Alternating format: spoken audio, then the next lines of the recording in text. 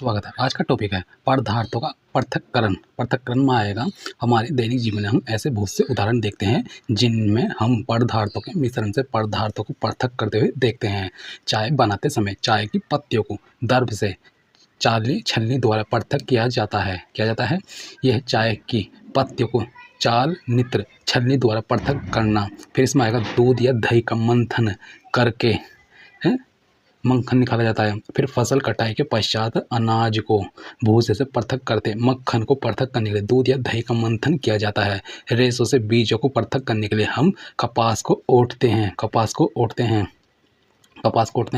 हम पदार्थों को पृथक क्यों करते हैं? इसमें आएगा पृथक्करण प्रक्रम, उद्देश्य जिसके लिए हम पृथक्करण करते हैं। पृथकृत अवयव का हम क्या करते हैं?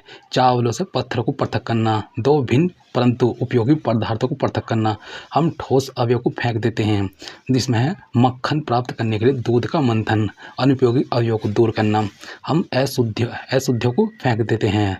चाय की पत्तियां पृथक्करण करना। हानिकारक अवयव अथवा अशुद्धियों को दूर करना। हम दोनों अवयवों का उपयोग करते हैं। हम देखते हैं कि किसी पदार्थ का उपयोग करने से पहले हमें उसमें मिश्रित हानिकारक तथा अनुपयोगी पदार्थों को पृथक करने की आवश्यकता होती है। कभी कभी हम उपयोगी पदार्थों को भी पृथक करते हैं जिसकी हमें उपयोगी पदार्थों को पृथक करते हैं जिसकी हमें अलग से उपयोग करने की आवश्यकता होती है। फिर इसमें आएगा पृथक किए जाने वाले पदार्थों के कणों के माप अथवा दर भिन्न हो सकते हैं। ये पदार्थों की 3 अवस्थाओं जैसे ठोस, द्रव और गैस में से कोई भी हो सकती है। इसलिए हम किन्हीं पदार्थों को ऐसे मिश्रण का पृथक्करण कैसे करते हैं जिसके गुणधर्मों में अत्यधिक भिन्नता है। पृथक्करण की विधियाँ। अब हम पदार्थों के पृथक्करण की कुछ साधारण विधियों का उल्लेख करेंगे। ठीक है। फिर इसमें आएगा हस्त चयन या चलन की। इसमें आएगा इस विधि का उपयोग गेहूं, चावल, दालों से कुछ बड़े मिट्टी के कणों, पत्थर, भूसे को पृथक करने में किया जा सकता है। चित्र 3.3 ऐसी अशुद्धियों की मात्रा प्राय बहुत अधिक नहीं होती। ऐसी स्थिति में हस्त चयन करना पदार्थों को पृथक्करण एक सुविधाजनक विधि लगती है। थ्रेसिंग। आपने खेत अथवा खलिहानों में गेहूं या चावल की सूखी डंडियां, सूखे पौधों के गट्ठे देखे होंगे। सूखे पौधों से अनाज को अलग करने से पहले धूप में सुखाया जाता है। प्रत्येक सूखे पौधे की डंडी पर अन्न कण लगे होते हैं। खेतों में रखे सैकड़ों गट्ठों पर लगे अन्न कणों की संख्या की कल्पना कीजिए। किसान अन्न कणों को सूखे पौधों के इतने गट्ठरों से अनाज को कैसे पृथक करते हैं? सूखे पौधों की डंडियों से अन्न कणों अथवा अनाज को पृथक करने के प्रक्रम में थ्रेसिंग कहते हैं। इस प्रक्रम में डंडियों को पीट कर अन्न कणों को पृथक किया जाता है। चित्र 3.4। कभी कभी थ्रेसिंग का कार्य बैलों की सहायता से किया जाता है। अत्यधिक मात्रा के अन्न कणों को डंडियों से पृथक्करण करने के लिए थ्रेसिंग मशीनों का उपयोग भी किया जाता है। फिर इसमें आएगा थ्रेसिंग। निष्पावन में आएगा सूखे रेत तथा लकड़ी के बरूदे अथवा सूखी पत्तियों के पाउडर का एक मिश्रण बनाइए। इस मिश्रण को किसी प्लेट अथवा समाचार पत्र के ऊपर रखिए। अब आप इस मिश्रण को खुले मैदान में ले जाइए तथा किसी ऊंचे समतल स्थान पर खड़े हो जाइए। मिश्रण को प्लेट में अथवा समाचार पत्र पर रखिए। जिस प्लेट अथवा समाचार पत्र के ऊपर रखिए, अब आप इस मिश्रण को खुले मैदान में ले जाइए तथा किसी ऊंचे समतल स्थान पर खड़े हो जाइए। मिश्रण को प्लेट में अथवा समाचार पत्र पर रखिए। जिस प्लेट अथवा समाचार पत्र पर मिश्रण रखा है उसे पकड़कर हवा में कंधे की ऊंचाई तक ले जाकर थोड़ा सा टेढ़ा कीजिए ताकि मिश्रण धीरे धीरे नीचे फिसले। क्या होता है? क्या दोनों अवयव रेत, बरूदा या सूखी पत्तियों का पाउडर एक ही स्थान पर गिरते हैं? क्या कोई अवयव ऐसा है जो वायु द्वारा दूर उड़कर गिरता है? क्या वायु मिश्रण के दोनों अवयवों को पृथक करने में सफल हुई है? किसी मिश्रण के अवयव को इस प्रकार पृथक करने की विधि निष्पावन कहलाती है। निष्पावन का उपयोग पवनों अथवा वायु के झोंकों द्वारा मिश्रण से भारी तथा हल्के अवयव को पृथक करने में किया जाता है। साधारणतः किसान इस विधि का उपयोग हल्के भूसे को भारी अन्न कणों से करने के लिए करते हैं। हवा की दिशा सूप। फिर से आ जाएगा भूसा है, अनाज है, निष्पावन है। भूसे के हल्के कण पवन के साथ उड़कर दूर एकत्रित हो जाते हैं, जबकि भारी अन्न कण पृथक होकर निष्पावन प्लेटफार्म के निकट एक ढेर बना लेते हैं। अलग हुए भूसे को पशुओं के चारे सहित अन्य कोई परियोजनाओं में प्रयोग किया जाता है। इसमें आएगा चालन। चालन में आएगा कभी कभी हमें आटे से व्यंजन बनाने की इच्छा होती है, हमें इसमें उपस्थित चौकर तथा अन्य अशुद्धियों को पृथक करने की आवश्यकता होती है, तब हम क्या करते हैं, इसके लिए हम चालनी छन्नी का उपयोग करते हैं तथा उसमें मोटा आटा डालते हैं। चित्र पॉइंट 6। फिर इसमें आएगा चालन। चालन है आटे के छोटे कण चालनी के छिद्रों द्वारा निकल जाते हैं, जबकि बड़ी अशुद्धियाँ चलनी में रह जाती हैं। प्राय आटे की मिल में गेहूं को पीसने से पहले पत्थरों तथा भूसे जैसी अशुद्धियों को हटाया जाता है। साधारणतः गेहूं की बोरी को एक तिरछी चालनी पर डाला जाता है। चालन द्वारा पत्थर, डंडियों तथा भूसे जो निष्पावन तथा थ्रेसिंग के बाद गेहूं में रह जाते हैं को दूर किया जाता है। अवसादन, निस्तारण, निस्यनंदन। फिर इसमें आएगा कभी कभी मिश्रण के अवयवों को निष्पावन अथवा हस्तचयन द्वारा पृथक करना संभव नहीं होता। उदाहरण के लिए चावल तथा दाल में धूल, मिट्टी जैसे हल्के कण हो सकते हैं। प्राय पकाने से पहले चावल या दालों का जल से धोया जाता है। जब आप चावल या दाल में जल डालते हैं तब उन पर चिपकी हुई अशुद्धियाँ जैसे धूल के कण पृथक हो जाते हैं। ये अशुद्धियाँ जल में चली जाती हैं। अब सोचिए, बर्तन की तली में कौन डूबेगा, चावल या धूल। मिश्रण में जल मिलाने पर भारी अवयव के नीचे तली में बैठ जाने के प्रक्रम को अवसादन कहते हैं। अवसादित मिश्रण को बिना हिलाए जल को मिट्टी सहित उड़ेलने की क्रिया को निस्तारण कहते हैं। मिट्टी एवं जल का मिश्रण है। फिर अघुलित पदार्थ मिट्टी, किसी मिश्रण के दो अवयवों को अवसादन तथा निस्तारण द्वारा पृथक करना। फिर इसमें आएगा यही सिद्धांत ऐसे द्रव्यों के मिश्रण को पृथक करने में भी उपयोग में लाया जाता है जो आपस में मिश्रित नहीं होते। उदाहरण के लिए तेल तथा जल को उनके मिश्रण से इसी विधि द्वारा पृथक किया जा सकता है। यदि द्रव के ऐसे मिश्रण को कुछ समय के लिए रखा रहने दिया जाए तो वे पृथक परतों में बट जाते हैं। इसके बाद जो अवयव ऊपरी परत बनाता है उसे निस्तारण द्वारा पृथक कर सकते हैं। फिर इसमें आएगा चाय तैयार करने के बाद आप चाय की पत्तियां पृथक करने के लिए क्या करते हैं, अक्सर आप चालनी छन्नी का उपयोग करते हैं। इसके द्वारा कुछ सहायता मिलती है, परंतु आपको चाय में कुछ पत्तियां अब भी मिलती हैं। अब चाय को एक छन्नी में डाल दीजिए, क्या चाय की सारी पत्तियां छन्नी में रह जाती हैं। इस प्रक्रम को निस्यनंदन, फिल्टर करना कहते हैं। फिर वाष्पन में आएगा एक बीकर में थोड़ा सा जल लेकर उसमें 2 चम्मच नमक डालिए तथा अच्छी तरह हिलाइए। फिर नमक के जल से भरे बीकर को गर्म कीजिए। चित्र 3.11। जल को उबल कर उड़ने दीजिए। बीकर में क्या बचता है। इस क्रियाकलाप में हमने मिश्रण से जल तथा नमक को पृथक्करण करने के लिए वाष्पन की प्रक्रिया को प्रयोग किया। जल को उसके वाष्प में परिवर्तित करने की प्रक्रिया को वाष्पन कहते हैं। जहाँ जल होता है वाष्पन की प्रक्रिया निरंतर रहती है। समुद्र के जल में अत्यधिक मात्रा में लवण मिश्रित होते हैं। इन्हीं लवणों में से एक लवण साधारण नमक है। जब समुद्र के जल को बड़े बड़े उथले गड्ढों में भरकर छोड़ दिया जाता है तो सूर्य के प्रकाश में जल गर्म होकर वाष्पन द्वारा धीरे धीरे वाष्प में बदलने लगता है। कुछ समय बाद सारा जल वाष्पित हो जाता है तथा ठोस लवण नीचे बच जाते हैं। तत्पश्चात इन लवणों के मिश्रण का शोधन करके साधारण नमक प्राप्त किया जाता है।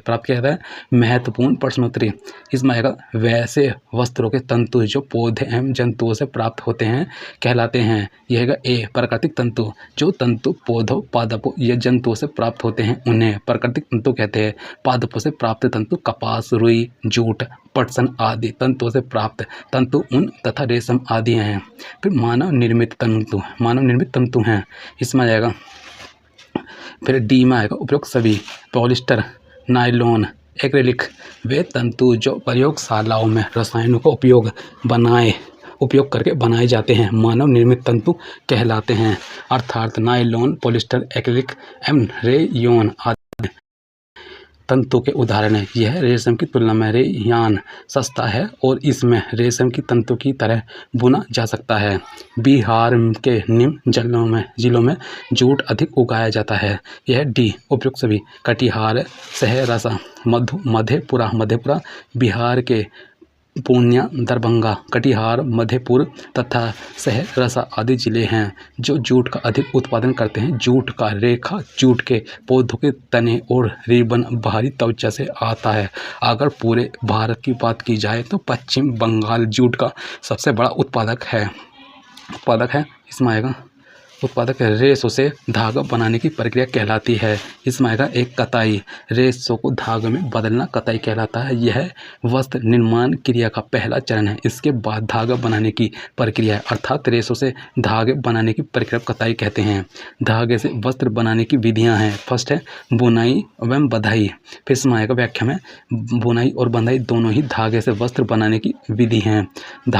बुनाई धागों की दो सेटों को आपस में व्यवस्थित करके वस्त्र बनाने की प्रक्रिया ही बुनाई कहलाती है। बंधाई इसमें किसी एकल धागे या तागे उपयोग करके वस्त्र के लिए टुकड़े को बनाने में किया जाता है।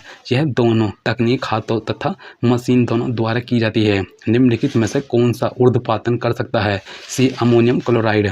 फिर इसमें आएगा अमोनियम क्लोराइड, ठोस carbon dioxide, iodine, aluminium chloride, naphthalene, anthracene ही मात्र ऊर्ध्वपातन की क्रिया कर सकते हैं। निम्नलिखित में से कौन सा ऊर्ध्वपातन नहीं है? इसमें है बर्फ। ऊर्ध्वपातन जब हम किसी पदार्थ को गर्म करें तो वह ठोस से सीधे गैस में बदल जाता है, तो इस प्रक्रिया को ऊर्ध्वपातन कहते हैं। बर्फ को गर्म करेंगे तो बर्फ फिर से ठोस द्रव गैस, इसलिए बर्फ ऊर्ध्वपातन नहीं होता। फिर इसमें आएगा 8 महीने में से कौन सी विधि जल को पंकिल जल से अलग करेगी? इसका है डी नित्यानंदन। कीचड़ युक्त पंकिल जल से जल को अलग करने के लिए कीचड़ युक्त जल को किसी विशेष फिल्टर पेपर से छानते हैं। इस फिल्टर पेपर से एक निश्चित आकार से अधिक आकार के कण नहीं गुजर पाते। इस प्रक्रिया नित्यानंदन कहते हैं। जल शोधन में कौन सी प्रक्रिया का प्रयोग किया जाता है? इसका है बी विपरीत परासरण। फिर इसमें आएगा विपरीत परासरण द्वारा जल को शुद्ध किया जाता है। जब बाह्य आरोपित दाब कार्यरत परासरण दाब से उच्च होता है तो परासरण विपरीत परासरण कहलाता है, अर्थात विलायक अणु उच्च सांद्रता के क्षेत्र से निम्न सांद्रता के क्षेत्र की ओर जाने लगते हैं।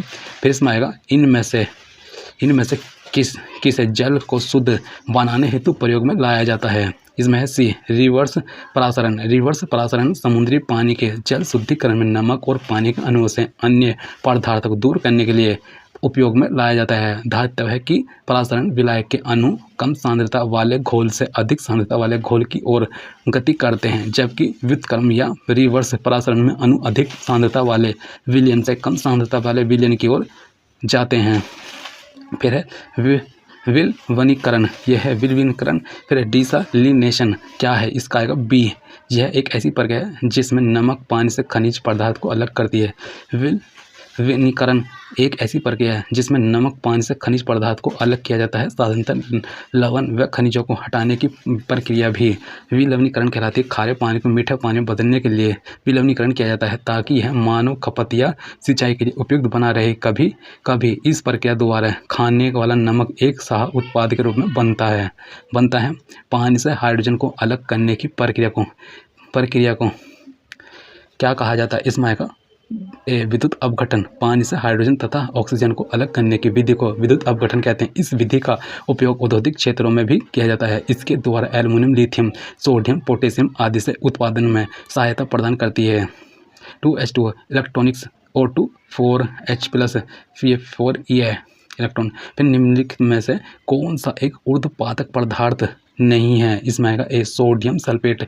ऊर्ध्वपातन एक भौतिक प्रक्रिया है। किसी पदार्थ द्वारा अपनी अवस्था को ठोस से सीधे गैस में परिवर्तित करने को ऊर्ध्वपातन कहते हैं। इस पूरी प्रक्रिया के दौरान तत्व की अवस्था किसी मध्यवर्ती द्रव अवस्था में परिवर्तित नहीं होती, जैसे कपूर, अमोनियम क्लोराइड, नेफ्थलीन ऊर्ध्वपातक पदार्थ है, जबकि सोडियम सल्फेट ऊर्ध्वपातक पदार्थ नहीं है। फिर इसमें आएगा निम्नलिखित में से किसका ऊर्ध्वपातन किया जा सकता है? इसमें आएगा ए। इसमें आएगा अमोनियम क्लोराइड नौसादर का ऊर्ध्वपातन किया जा सकता है। इसका अणुसूत्र NH4Cl है। यह श्वेत रंग का क्रिस्टलीय पदार्थ है जो जल में अत्यंत विलय है। इसका जलीय विलयन हल्का अम्लीय होता है। प्राकृतिक रूप में पाया जाने वाला साल अमोनियम क्लोराइड का एक रूप होता है। फिर इसमें आएगा सोडियम क्लोराइड से अमोनियम क्लोराइड को अलग करने के लिए आप निम्नलिखित में किस प्रक्रिया का उपयोग करेंगे? इसका आएगा बी ऊर्ध्वपातन या सब्लिमेशन। सोडियम क्लोराइड NaCl से अमोनियम क्लोराइड या नौसादर NH4Cl को अलग करने के लिए ऊर्ध्वपातन या सब्लिमेशन प्रक्रिया का प्रयोग होता है। ऊर्ध्वपातन मिश्रण से पदार्थों को पृथक करने की वह विधि है जिसमें किसी ठोस पदार्थ को गर्म करने पर वह बिना द्रवित हुए सीधे वाष्पीकृत हो जाता है। जैसे कपूर तथा अमोनियम क्लोराइड नोस को गर्म करने पर वे सीधे ही वाष्प में परिवर्तित हो जाते हैं। फिर है निम्नलिखित में से कौन सा मिश्रण अलग अलग कीपो फनल द्वारा अलग किया जा सकता है। इसका है सी, तेल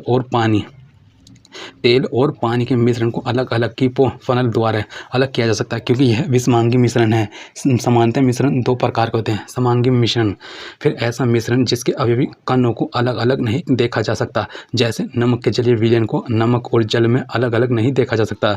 विषमांगी मिश्रण ऐसा मिश्रण जिसके अवयवी कणों को अलग अलग देखा जा सकता है, जैसे पानी में तेल को डालने पर भी तेल ऊपर ही रह जाता है और पानी नीचे बैठ जाता है। फिर इसमें आएगा समुद्र के पानी के अलवणीकरण के लिए इस्तेमाल किए जाने वाली तकनीकों में से एक है, यह है आसवन। फिर है समुद्र के पानी के अलवणीकरण के इस्तेमाल किए जाने वाले तकनीक आसवन है। आसवन पृथक्करण की भौतिक विधि है। गैस से द्रव बनने की परिघटना को संघनन कहते हैं। किसी तत्व या यौगिक का द्रव अवस्था से गैस अवस्था में परिवर्तन वाष्पीकरण कहलाता है। NaCl और NH4Cl के मिश्रण को पृथक करने के लिए निम्नलिखित में किस विधि का उपयोग किया जा सकता है। इसका है ऊर्ध्वपातन। फिर अमोनियम क्लोराइड NaCl NH4Cl और सामान्य नमक NaCl के मिश्रण को ऊर्ध्वपातन द्वारा अलग किया जा सकता है। इस प्रक्रम में ठोस पदार्थ द्रव में परिवर्तित हुए बिना ही सीधे गैसीय अवस्था में आ जाता है और गैसीय अवस्था सीधे ठोस अवस्था में आ जाता है। फिर थैंक यू दोस्तों आज के लिए।